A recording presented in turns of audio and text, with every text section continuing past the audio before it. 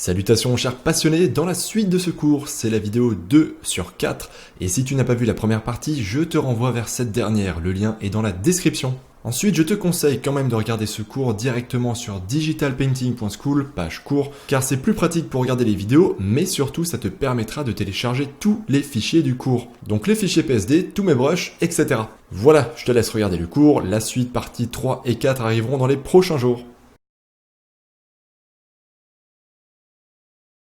Donc là encore, je vais la faire rapidement, peut-être même encore plus vite que la précédente. Je pense que je vais accélérer cette fois-ci certaines phases, parce que j'ai déjà expliqué pas mal de choses. Donc là, la hauteur de l'image est la même qu'avant, donc c'est bon. Je vais cette fois-ci la faire juste au-dessus. Donc là encore, je crée un nouveau calque en dessous. Je vais reprendre une couleur très foncée, comme c'est le cas ici pour faire le fond. Et puis c'est parti.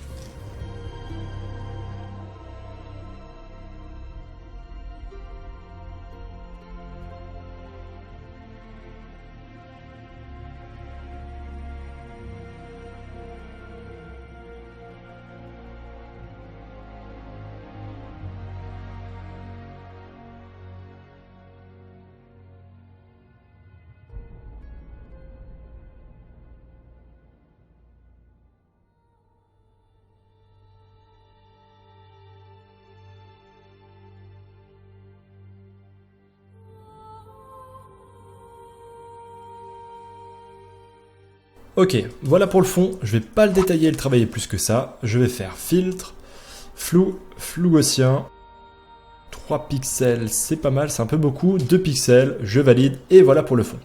Ensuite à nouveau, je crée un nouveau calque pour la silhouette de notre bon vieux Thanos. Cette fois-ci, il a une tête plus soulagée, je pense que son plat épicé est passé, et donc c'est reparti, même processus qu'avant, je réaccélère.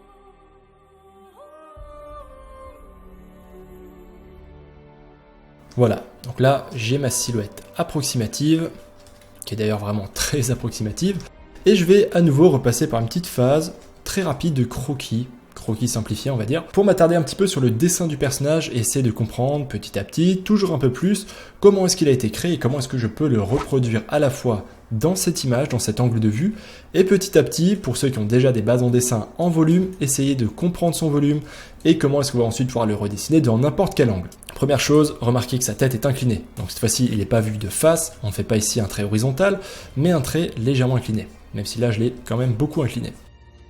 Donc quelque chose comme ça. Ensuite, la forme de sa tête. Une espèce de tête en forme d'œuf, mais par rapport à la moyenne des gens, encore une fois, qui est beaucoup plus carrée. Voilà, donc j'accentue vraiment bien sa mâchoire, tout le bas de son visage. Ensuite, un peu plus haut que la moitié, on sait qu'ici on aura ses yeux. Donc je dirais à vue d'œil que c'est à peu près ici et là. En dessous, on a son petit nez. Ensuite, on a à nouveau ses lèvres. Il va être quelque part vers là. Si là, ça c'est la limite de ses yeux, j'arrive à retrouver ensuite la limite de ses lèvres. D'ailleurs, ses yeux sont mal placés, je pense. Je vais mettre ça un petit peu plus à droite. Pardon. Donc voilà pour ça. La bouche est un petit peu plus basse quand même. Et ensuite, on va voir toutes ces petites scarifications. Avant de faire les scarifications, je vais d'abord faire cette partie de son visage. Baisse encore un petit peu le flux. Voilà, donc là, il nous fait cette espèce de sourire macabre. Voilà, on prend de nouveau le temps de faire ces petites scarifications du menton. Oui, bon, si tu veux Leonardus, je te laisse gagner cette bataille, appelle ça comme tu veux. Ensuite ici, on peut commencer à faire un petit peu les limites de l'armure, ça nous permet en même temps de l'étudier un petit peu, ce qui est vraiment très bénéfique, c'est très très cool, c'est quand même ça le but principal de cet exercice, de ces études. Voilà, donc je corrige, je peaufine petit à petit, plus je dessine.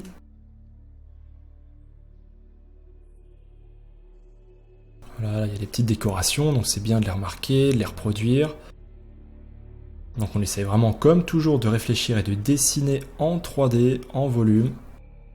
Ici, on aura l'ombre du cou.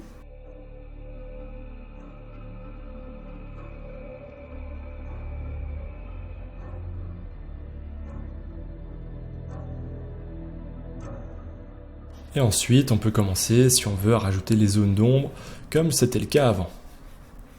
Donc là, notamment, ici, là aussi, un petit peu plus d'ombre.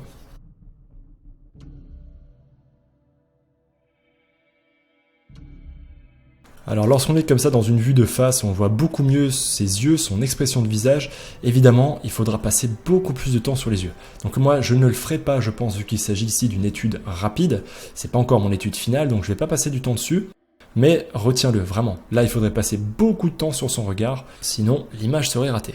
Ok, donc là à nouveau, on a au même endroit qu'avant, beaucoup d'ombre ici au niveau de l'arcade et de la jointure avec le nez.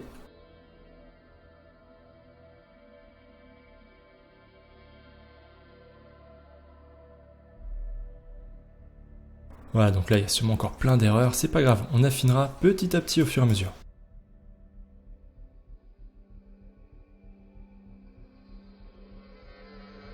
Voilà, donc là on retrouve cette paupière très tombante, ici sur le bord de son œil.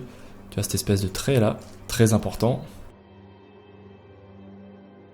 Ok, je reviens ensuite sur le calque de silhouette, celui qui était tout en bas. Je vais quand même lui rajouter une oreille. Voilà, je pense que c'est pas mal. Faire sa petite oreille, alors elle est un petit peu plus basse, moi j'ai toujours tendance à faire les oreilles un peu trop hautes. Donc maintenant que je le sais, j'essaie d'être attentif. Celle à droite, on la verra à peine. Et ensuite, je vais revenir là-dessus. Pardon, toujours sur la silhouette, je vais corriger juste ici la courbe du haut de son crâne, qui n'est pas juste. Voilà. Donc là, je pense qu'on a une base qui est assez similaire. Alors je vois quand même encore des différences, c'est normal. Mais on va les corriger ensuite petit à petit au fur et à mesure. Alors, déjà, si tu veux corriger tout ça, donc là moi je vois par exemple qu'il y a certaines différences, notamment tout le visage qui devrait être remonté. J'ai aussi l'impression que la tête, chez moi, est un petit peu trop large. Donc tu vois, je vais tout de suite l'amincir un tout petit peu. Voilà, c'est pas grand chose, mais je pense que c'est déjà mieux. Et donc, si tu veux vérifier, toi aussi, avant de passer 30 heures dessus et de peindre chaque pore de la peau de manière ultra réaliste, en zoomant x 500, plutôt que de perdre ton temps, vérifie de temps en temps que tes proportions soient justes. Donc ça, c'est notamment le cas si tu as encore un niveau débutant ou intermédiaire, ou même si tu es à un niveau avancé et que tu comptes vraiment passer beaucoup de temps dessus. Ce que je te conseille de faire, de temps en temps, peut-être 2-3 fois dans tout le process, c'est de prendre ton image, ta capture d'écran, de la dupliquer, de la replacer par-dessus, et ensuite de baisser l'opacité. Tu passes l'opacité à 50% et ça te permettra de constater quelles sont tes différences de proportion. Donc là, par exemple, dans mon cas, tu peux voir lorsque j'enlève l'image ou que je la réactive, que tout mon personnage a été relativement zoomé. Donc tu vois, je l'ai vraiment agrandi. Je peux voir aussi d'ailleurs du premier coup d'œil qu'effectivement le haut de la tête n'est pas juste, qu'il y a quelque chose qui ne va pas en termes de proportion, donc je vais corriger tout ça. Donc ce calque, je vais simplement le masquer pour l'instant, et je vais corriger mes petites erreurs à partir de ce que j'ai vu. D'ailleurs, pour aller plus vite, je pense que je vais fusionner ces deux calques ensemble, comme ça j'ai tout sur un seul calque, et je sélectionne ce que j'ai besoin de corriger. Donc tout ça notamment, c'était un petit peu trop grand. Après, c'est pas gravissime, il peut rester trop grand en fonction de ce que tu fais. C'est pas forcément un problème. Voilà, on repeint ensuite ce qui manquait. Tu as fait une oreille un peu plus ronde. Ensuite, pour la forme de sa tête, j'ai vu que ma tête était légèrement trop penchée, donc c'est très bien de l'avoir accentuée. Vaut mieux l'accentuer trop que de ne pas assez la pencher. C'est le but des études, c'est de voir les choses et de les reproduire, donc mieux vaut les accentuer lorsqu'on voit des petites choses comme ça. Et après ça, bah tiens, là c'est un petit peu légèrement différent au niveau de la forme. Mais ça après, je vais le peaufiner petit à petit. Là je pense qu'on est déjà un petit peu mieux, je pense qu'il manque peut-être ici un petit peu le bas du visage.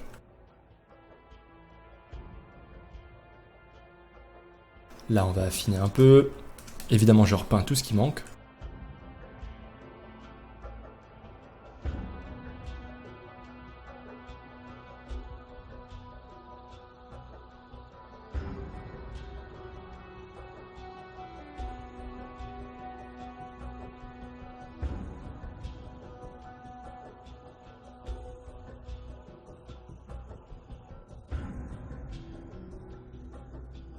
Il y a d'ailleurs autre chose qui lui donne son côté vraiment très méchant, ça que j'en ai pas parlé, je l'ai pas fait remarquer, mais c'est aussi son absence de sourcils. Tu peux remarquer qu'il n'a pas de poils de sourcils, tout comme d'ailleurs il n'a pas de cheveux. Ah, et c'est vrai, Leonardus, je sais pas du tout pourquoi tous les méchants sont toujours chauves. Bref, et ça aussi ça contribue à son caractère design assez particulier. C'est souvent utilisé pour accentuer en général le regard très dur des méchants. Ok, je perds pas plus de temps que ça, après je sais qu'il y a des différences, je sais qu'il y a des erreurs, c'est pas grave, maintenant je vais surtout commencer à peindre la lumière par-dessus. Donc, à partir de là, ce que je peux faire maintenant pour rattraper mon process, vu que j'ai fusionné les deux calques ensemble, c'est d'en créer un nouveau par-dessus. Je le place encore une fois en écrétage, alors je n'ai pas reprécisé, mais pour le faire c'est Alt enfoncé sur le clavier et un clic entre les deux calques, donc tu vois que lorsque je fais ça, dès que je m'approche de l'espace entre les deux calques, j'ai cette icône qui apparaît, et là je n'ai plus qu'à cliquer, sinon tu fais CTRL ALT G au clavier. Sur Windows, bien sûr. Une fois qu'il est en écrétage, donc tout ce que je vais faire dessus ne dépassera pas, voilà, comme tu peux le voir, et ce calque, je vais le placer en mode produit. De cette manière, je vais pouvoir prendre la couleur que je veux, on verra toujours ce que j'ai peint par-dessus. J'entends par là notamment mon espèce de croquis avec le visage, la bouche, les ombres, etc. Comme ça, ça restera visible. Alors, ce qu'on peut remarquer déjà niveau couleurs, les couleurs du visage, les couleurs de la peau, c'est qu'elles sont beaucoup plus chaudes que sur notre précédente étude. Si on la réaffiche rapidement, voilà, juste ici, tu peux voir qu'on avait des couleurs très très bleues, hein. Si je prends la pipette, on s'en rend bien compte, c'est du bleu pur. Ici, on avait des petites teintes violettes, mais parce que la lumière était chaude. Et ici, dans les ombres, là encore, on a quelque chose de très très très sombre, pas très coloré et relativement froid. Hop, je réaffiche notre image. Et si on compare cette fois-ci à l'autre référence, bah, tu vois que cette fois-ci on est dans des teintes qui sont beaucoup plus chaudes, hein. On est vers du rouge, du rose et même du orange, hein. Si on regarde au niveau des highlights, autrement dit les couleurs les plus claires, plus on va vers la lumière, plus on va vers des couleurs qui vont vers le jaune orangé. Donc ça, il faut en tenir compte, et plus tôt tu en tiendras compte dans ton étude, lorsque tu reproduis cette image, plus tu iras vite. Donc là moi je vais commencer par prendre cette couleur, juste ici, et je vais repeindre un petit coup dans toute cette zone. Voilà, ça c'est simplement pour que mes couleurs soient tout de suite, de base, un petit peu plus chaudes.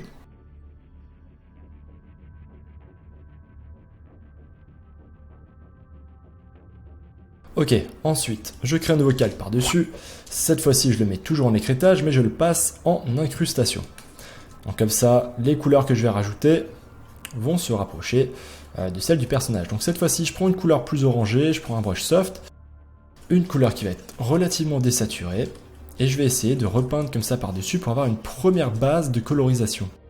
Donc ça me permettra en fait encore une fois de ne pas repasser par-dessus mon croquis parce que j'ai été contraint précédemment de les fusionner, et en même temps ça me permettra de gagner un petit peu de temps. Donc là je vais rajouter cette lumière dessus.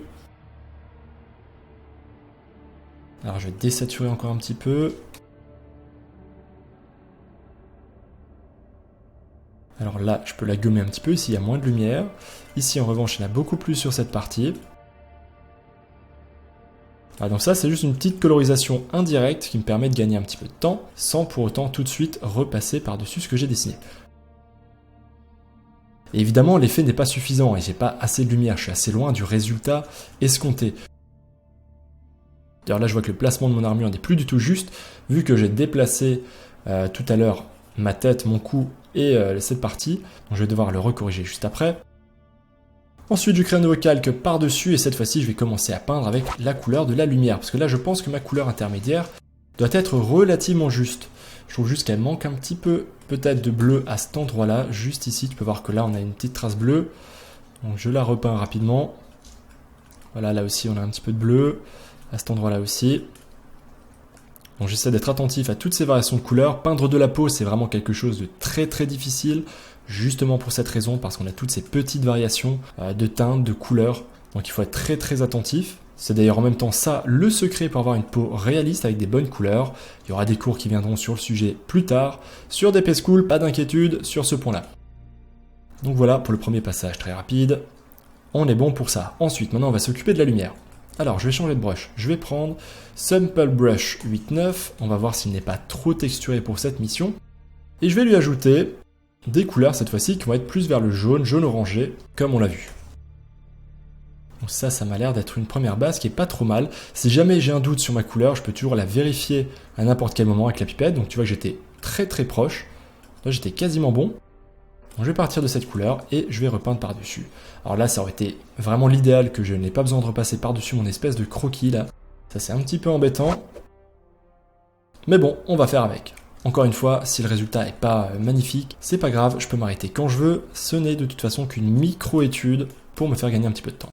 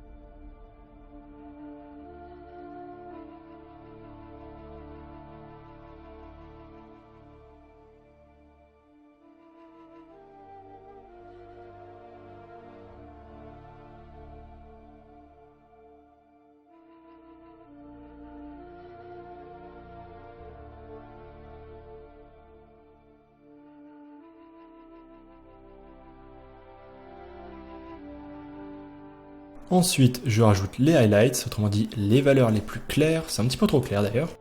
Voilà, donc là, encore une fois, je fais un petit passage avec un autre brush, et je vais d'ailleurs très bientôt m'arrêter, parce que là, j'ai déjà quasiment toutes les informations que je veux.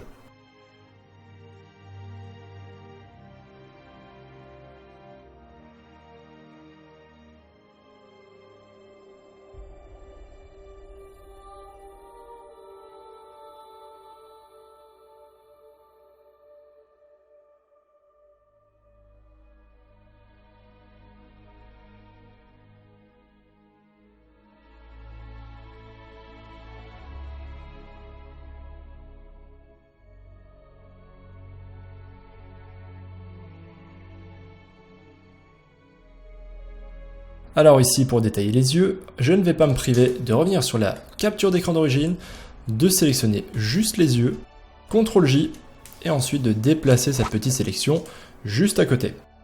Je t'avais déjà montré cette astuce, c'est quand même vachement plus pratique et rapide. Et ensuite, je peux détailler ça avec beaucoup plus de soin et de confort.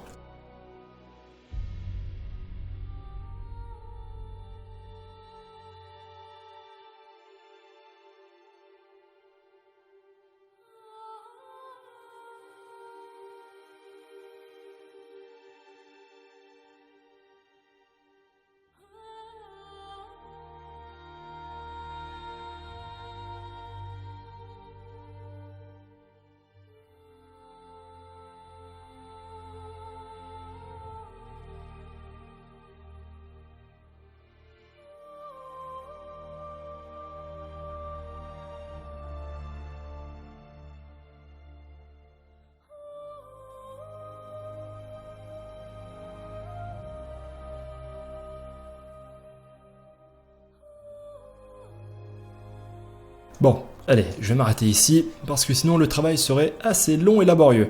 Il reste évidemment encore beaucoup de travail, il me reste beaucoup de lumière à ajouter, le tout est encore trop sombre. Évidemment, c'est loin d'être fini. Cela dit, cette deuxième étude m'a permis de valider une chose, c'est que le processus que j'ai utilisé sur la première micro-étude a été beaucoup plus efficace, à savoir de laisser mon croquis sur un calque séparé par-dessus, et ensuite d'ajouter ombre et lumière en dessous. C'est beaucoup plus rapide, ici je m'embête vraiment 2 fois plus. Ensuite, ça m'a aussi permis de mieux comprendre encore la structure du visage, de son regard, de sa bouche, et surtout comment fonctionnent les couleurs de sa peau. D'ailleurs, petite astuce que je te donne au passage, ça peut être très utile et très important à connaître. Dans les cas comme celui-ci où retrouver la vraie couleur de l'objet, la vraie couleur de la peau est difficile, regarde la couleur dans la valeur médium de l'objet, c'est-à-dire ni dans l'ombre, ni dans la lumière. En général, ce sont dans ces portions-là qu'on va réussir à retrouver le plus facilement possible la valeur locale, la couleur locale de l'objet, autrement dit indépendamment de la lumière ou de l'ombre. Donc si on regarde ici par exemple, dans la lumière, la couleur est comme on l'a vu très orangée, ce n'est pas la vraie couleur entre guillemets de la peau. Dans l'ombre c'est pareil, c'est très froid, il y a un contraste chaud-froid assez fort, mais si on regarde entre les deux, dans cette zone-là qui est entre la lumière et entre l'ombre, je pense que c'est dans cette zone qu'on aura les couleurs les plus proches de la valeur locale. Autrement dit, dans cette zone ici que je vais te faire en rouge. Voilà, donc là, tu vois, on n'est pas vraiment dans l'ombre, on n'est pas vraiment dans la lumière, et dans toutes ces zones-là, on peut voir plus facilement quelle est la vraie couleur de la peau. Et tu vois qu'on retrouve effectivement cette couleur violacée. Voilà, ça c'était juste une petite précision, parce que comme tu l'as vu, entre cette image, la précédente et les suivantes, les couleurs vont tout le temps changer. Et pourtant, il faut bien que, malgré les différentes lumières, les différents environnements, on comprenne que sa peau est violacée et que ce n'est pas un humain. Ok, je m'arrête ici pour cette seconde étude, et on va se préparer pour la troisième étude, cette fois-ci l'étude finale. Et ce qu'il y a de mieux dans ce plan, c'est que personne ne m'arrêtera, pas même Austin Powers.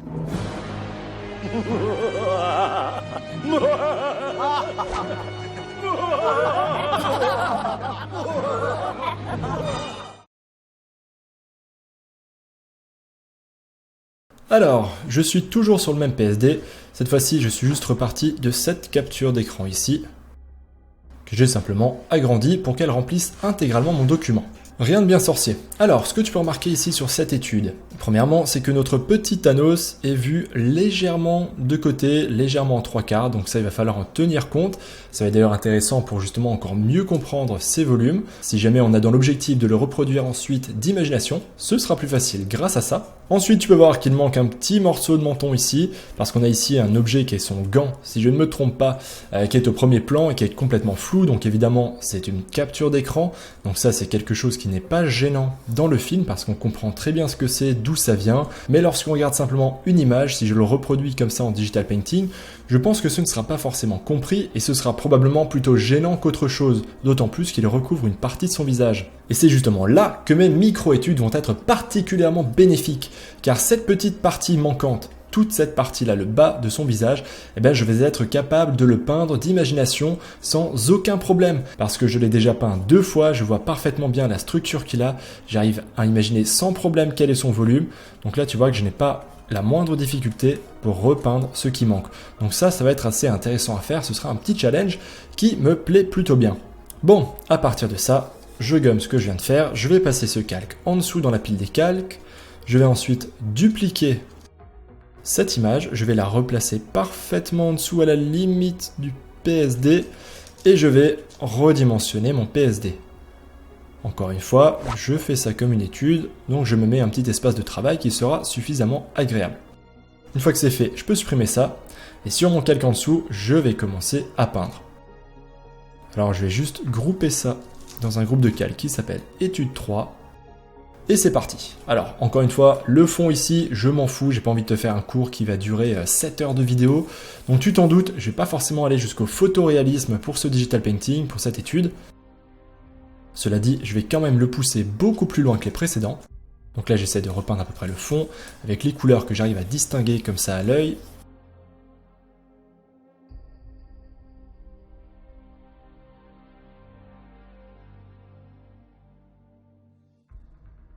Donc tu peux remarquer que je peins ici avec un brush soft, tout simplement parce que tout ce qui est derrière est flou, donc ça me semble tout à fait logique d'utiliser un brush qui est lui aussi, qui a des contours, des bords qui sont flous. Autrement dit, un brush soft, comme on appelle ça dans le jargon hyper classe des digital painters.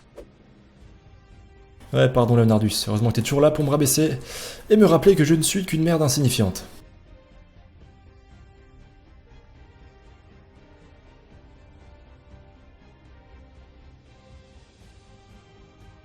Donc là déjà tu peux voir que rien que pour le fond, je passe un petit peu plus de temps que pour les précédentes micro-études, parce que je veux quelque chose d'un peu plus travaillé.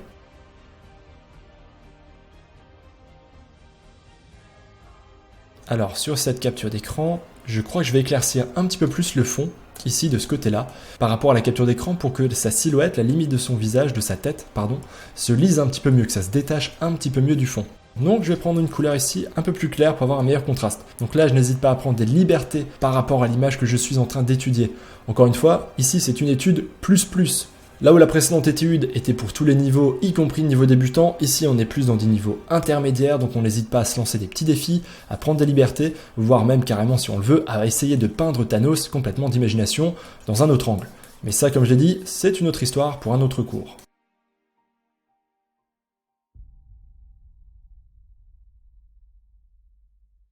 Ok, là on va faire le feu, donc pour le feu tu peux remarquer que je fais ça en plusieurs étapes. Je fais d'abord une couleur qui est la plus foncée, donc cette espèce de orange en fond. Ensuite, je rajoute la couleur intermédiaire, qui est ce jaune très très clair, très saturé. Alors, je vais le faire aller d'ailleurs jusqu'en bas. Et ensuite, je vais prendre une couleur encore plus claire. On va prendre celle-ci, un peu plus vers le vert. Toujours au brush soft. Je repasse à l'intérieur de mon espèce de flamme.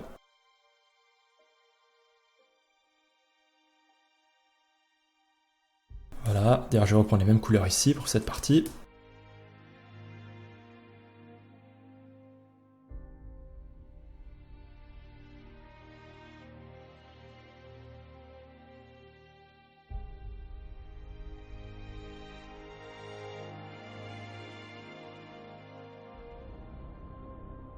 Et enfin, comme tu le vois, je finis avec une couleur ici qui est presque blanche, hein, c'est une espèce de jaune très clair, très saturé, qui va venir rajouter ici un fort contraste de lumière. Et voilà, c'est tout pour mes flammes dans le fond, ça suffira. Je mets aussi une petite touche par ici. Et voilà, le tour est joué pour le fond, je passe tout de suite à la suite, autrement dit à la silhouette de notre bon vieux Thanos. Donc là, la méthodologie, tu commences à la connaître, un nouveau calque par-dessus, je vais l'appeler silhouette. Et on est reparti.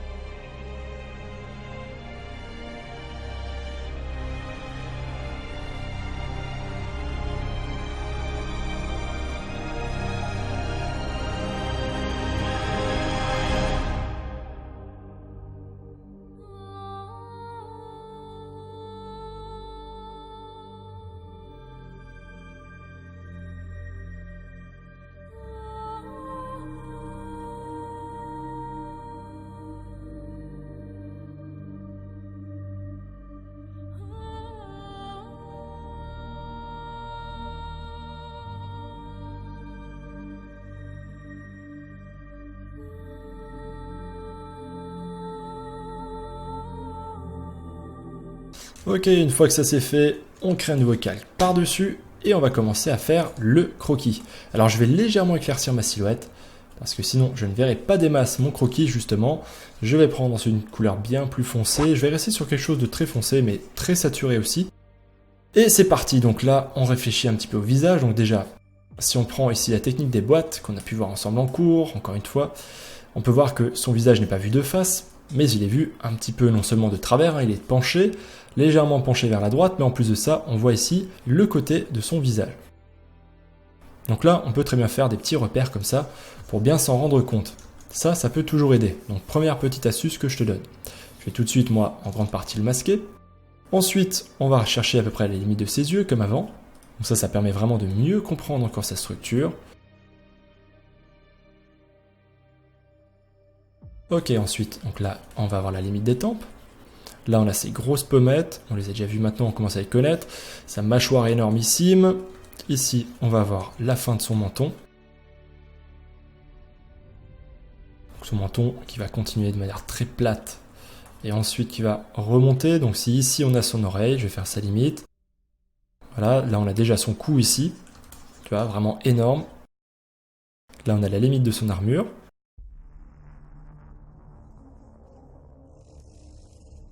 Là, on a l'ombre portée par-dessus. Là aussi, ça continue son ombre portée.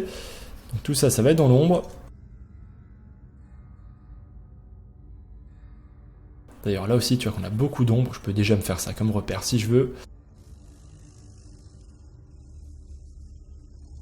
Ensuite, je continue. Donc, je vais chercher la limite du nez. Donc, son nez, on sait qu'il est très très court. Donc, ça doit être quelque chose à peu près comme ça.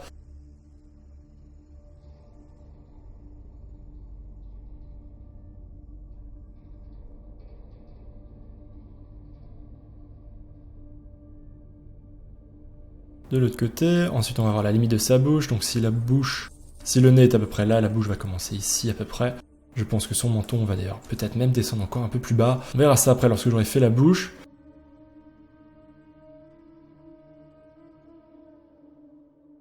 Hop, je fais un petit flip horizontal, histoire d'y voir un peu plus clair. Je vais tout de suite faire ici la forme de ses sourcils.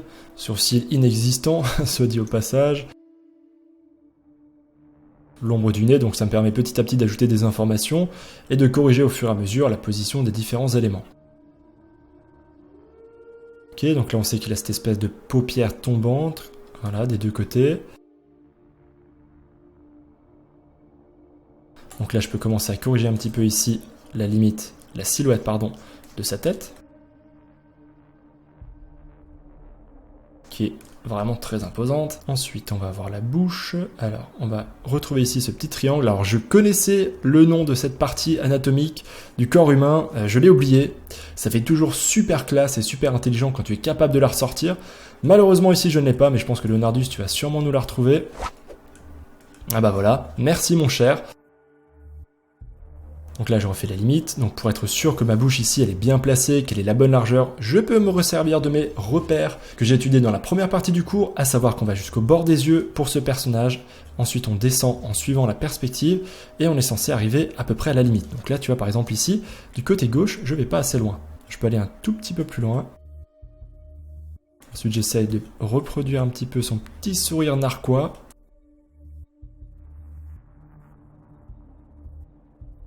Et ensuite, on retrouve cette fameuse partie dont je t'avais parlé au début, donc celle-ci. Voilà, tu vois, qui va me donner un petit peu plus d'ombre. Et ensuite, on attaque le menton. Donc là, je reviens en arrière. Donc là, on rajoute ces espèces de scarifications. Donc là, déjà, rien qu'à ce stade, c'est sûrement encore bourré d'erreurs de proportion. Il y a sûrement plein de petites choses qui sont fausses et mal placées, mais on arrive déjà à le reconnaître. On commence déjà à reconnaître qu'il s'agit de Thanos, donc mon travail n'est pas trop mauvais. C'est plutôt un bon signe. Donc là, j'en profite pour améliorer un petit peu le nez. Comme je l'ai dit, le nez fait beaucoup dans un portrait.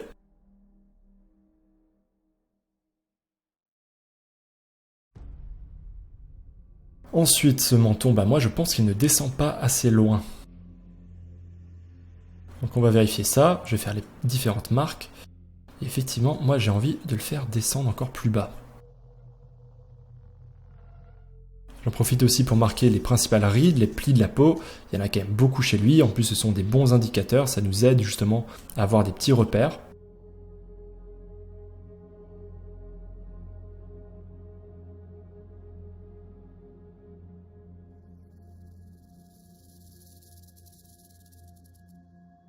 Voilà, donc je regomme tout le bas parce que pour moi le menton doit vraiment aller plus bas. Je pense que c'est plus quelque chose comme ça.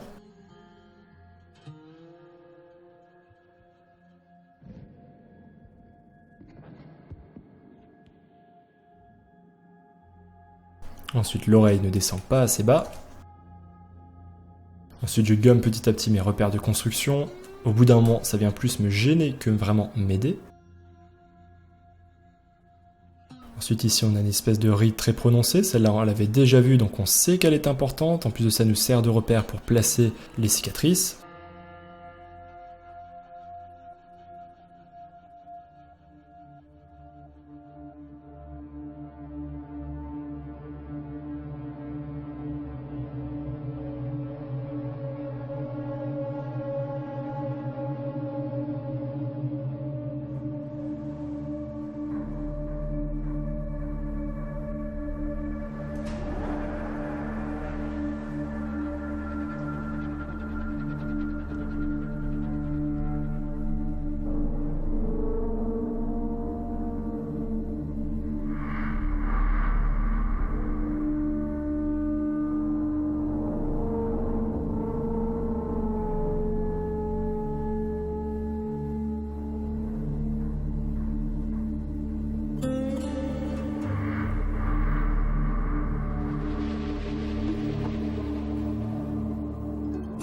Ok, donc là tu vois que pour la première fois depuis le début de ce cours, j'ai soigné un peu plus les yeux. Et tout de suite, ça ajoute déjà un peu plus de reconnaissance immédiate au personnage. Et pourtant là, il y a évidemment encore pas mal d'erreurs, il y a beaucoup de travail et de corrections à faire. Mais en soi, ça apporte tout de suite quelque chose de plus. Donc je passe vraiment un peu plus de temps à cette étape pour bien placer mes différentes parties. Je sais que ça me fera gagner du temps par la suite. D'ailleurs, je pense qu'ici, c'est le bon moment de faire une petite vérification, parce que là, je le vois bien qu'il y a des erreurs dans la forme, dans le dessin de mon visage, notamment à gauche ici, également au niveau du nez, de la bouche. Je vois qu'il y a des petites choses, des petits placements qui sont pas justes. Donc, pour ne pas passer trop de temps dessus, je vais tout de suite faire une petite vérification. Donc à nouveau, je déplace ce calque en maintenant la touche Alt enfoncée, je le décale ainsi vers le bas, je baisse son opacité, et je vais ainsi vérifier mon placement et mon dessin. Alors déjà, au niveau des proportions, j'ai l'impression qu'il est pas trop mal, je l'ai bien placé. J'ai aussi l'impression, lorsque je regarde rapidement, que la tête est un tout petit peu trop grande, mais à peine, l'oreille est un peu petite. Donc voilà, j'ai des petites corrections à faire, mais je pense que c'est pas trop mal parti. Donc je vais simplement le masquer et corriger ça. Et cette fois-ci, je ne vais pas fusionner les deux calques ensemble, on l'a vu avant. Ce fut une erreur, ça m'a fait perdre du temps. Donc cette fois-ci, je ne le referai pas. Voilà, donc je fais une première sélection pour la base de la silhouette, et ensuite je refais une sélection, cette fois-ci pour mon croquis. Je fais CTRL-MAJ-T sur Windows, comme ça je répète la transformation précédente, et ça me permet de retransformer exactement comme avant. Je retourne sur la silhouette, je peins ce qui manque. Idem pour le croquis. On repeint la petite partie qui manquait, et on n'est pas trop mal. Alors, vérification. Alors, pendant que je fais mes petites corrections de proportions, de placement, etc., je remarque pas mal de petites choses à corriger, et quelquefois, ça peut aller plus vite d'utiliser l'outil fluidité. Donc on va dans Filtre, Fluidité, juste ici. Et au cas où tu ne connais toujours pas cet outil absolument fabuleux, ça va nous permettre de modifier notre calque sans avoir besoin de tout repeindre. Donc on peut aisément replacer les choses grâce à cet outil. Donc là notamment, ça c'était faux. L'oreille, j'ai dit que je voulais l'agrandir un petit peu. Donc là je pense qu'on va commencer à être un peu plus juste. Voilà, c'est de mieux en mieux. Je voulais juste te remontrer ce petit outil. Et d'ailleurs, une autre chose que je vais te montrer. Par exemple, admettons que là je veuille améliorer un petit peu la bouche. Eh ben, je vais faire une sélection simplement de la bouche. Comme ça, je ne vais pas, avec l'outil fluidité, déformer non seulement la bouche, mais également tout ce qu'il y a autour. Et ensuite, je vais dans Filtre, Fluidité. Et là, tu vois que je ne vais affecter maintenant plus que cette partie-là. Donc tout ce qui est dans la partie rouge ne sera pas du tout affecté. Donc je peux y aller sans aucune crainte. Donc là, je peux revoir un petit peu son petit sourire. Voilà. Et valider. Et comme ça, j'ai fait une modification juste dans ma sélection. Donc ça, c'est très très bon à savoir. N'hésite pas à faire des sélections, y compris lorsque tu utilises cet outil. Bon. Je m'arrête ici pour mes petites corrections, je pense que là je suis plutôt juste. Cette première étape de croquis est terminée. Comme tu l'as vu, j'ai passé beaucoup plus de temps sur celle-ci que pour mes micro-études et tu vas voir que ça va me faire gagner un temps très très précieux dans la suite. Tiens, micro-correction qui me restait à faire, c'était rajouter cette petite ombre ici. Voilà, tant qu'à faire, j'en rajoute encore un peu ici et ensuite je passe à l'étape suivante. L'art digital t'intéresse? Tu as envie d'apprendre ou de progresser en digital painting ou peinture numérique en français? Je t'invite à aller sur digitalpainting.school. Tu retrouveras une communauté super sympa, des cours de qualité et un paquet de ressources gratuites. Allez, on se retrouve là-bas l'artiste.